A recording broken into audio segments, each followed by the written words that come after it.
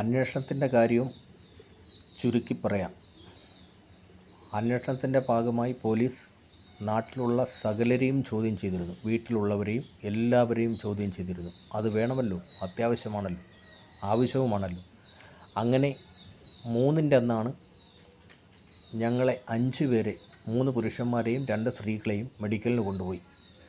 അവിടെ ചെന്നപ്പോൾ ഒരു സ്ത്രീ പ്രകൃതി വിരുദ്ധ പീഡനത്തിൽ ഏർപ്പെട്ടിട്ടുണ്ടോ എന്ന് മെഡിക്കൽ റിപ്പോർട്ടിൽ തെളിഞ്ഞു. ബാക്കി 4 പേർക്കും കുഴപ്പമൊന്നുമില്ലായിരുന്നു.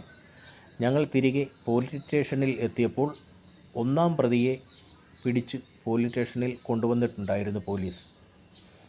അവരെ ചോദ്യം ചെയ്തതിൻ്റെ അടിസ്ഥാനത്തിൽ 2 പേരും തെറ്റുകാരാണെന്നും ഇതിൽ 3-ാമത് ഒരു പ്രതിയും കൂടി ഉണ്ട്, ഈ 3-ാം പ്രതിക്കും 1-ാം പ്രതിയായി അവിഹിത ബന്ധമുണ്ടെന്നും 3-ാം പ്രതിയുടെ വീട്ടിൽ വെച്ചും എൻ്റെ മകളെ 1-ാം പ്രതി പ്രകൃതി വിരുദ്ധ പീഡനത്തിനിരയാക്കിയിട്ടുണ്ടെന്നും പോലീസുകാർ അന്ന് പറഞ്ഞു.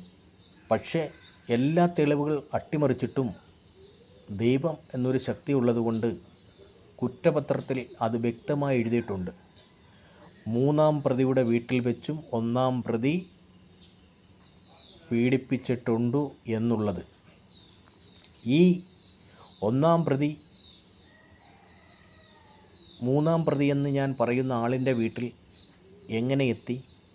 അവർ തമ്മിൽ എന്താണ് ബന്ധം?